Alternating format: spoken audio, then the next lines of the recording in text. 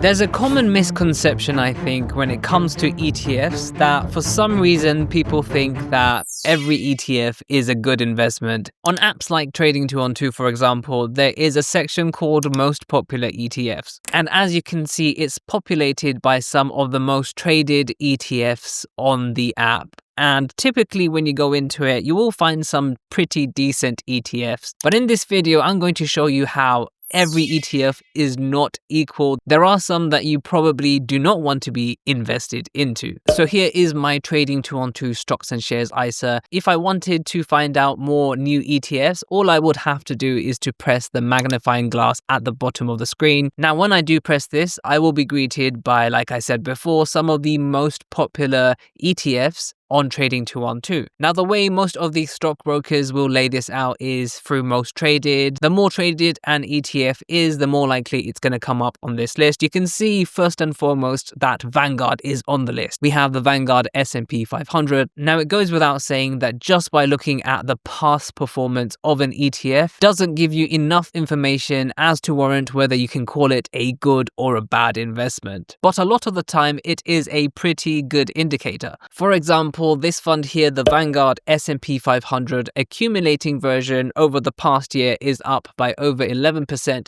which I would say has been a good investment over that time period. Obviously, past performance is not going to tell us what's going to be happening in the future. Now, on Trading212, there is also a section called Annualized Performance, and this can often give us a nice overview about the performance of an ETF. So you can see we have the 1, 3, and 5 year annualized performances. So the annualized performance does take into consideration compounding. You can see over the past 5 years, this fund has given an annualized return of over 16%, which in my opinion is very good. But this doesn't mean this is a good investment or not, because we only care about the future when we are invested. Who cares what it has done before? What can it do for us in the future? I'm going to show you some ETFs that may not have performed well over the past year. But before I do that, if you would like to sign up to Trading212 and receive a free fractional share worth up to £100, all you have to do is to press the 3 horizontal line menu over here. Scroll all the way down until you see the section Use Promo Code. And in this section, just enter my code JUBAIR and you should receive a free fractional share. So here is an ETF called the Wisdom Tree European Natural Gas ETF. You can see over the past year, this fund is down by over 12%. You can also see that this fund is pretty new, but since inception, it is down by over 15%. With newer funds, the annualized performances are just not going to be there because there hasn't been enough time for this fund to actually give any of these metrics. So here is another fund. This is the JP Morgan US Equity Premium Income Active UCITS ETF. You can see again,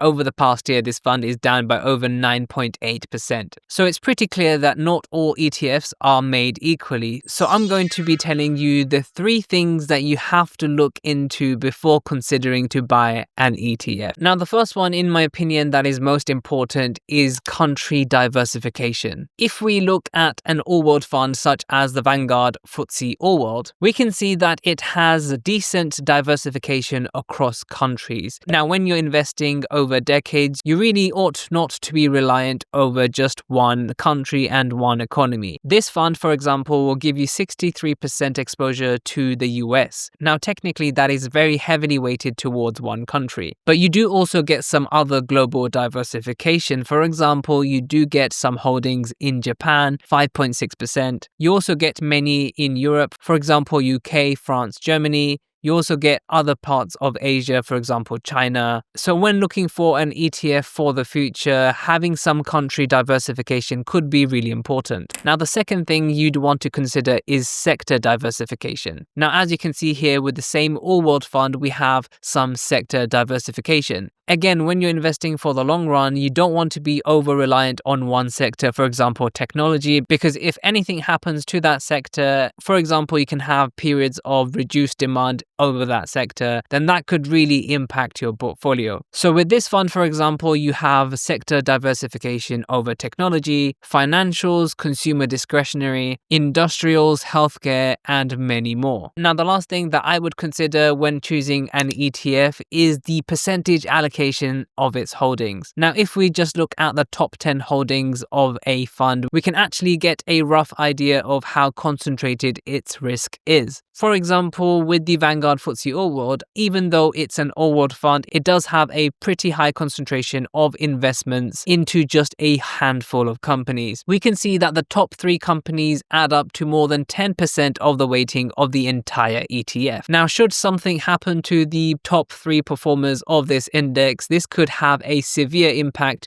on your portfolio. So remember, the next time you are looking to invest into a new ETF, doing these 3 checks can give you a better insight into what to expect in the future.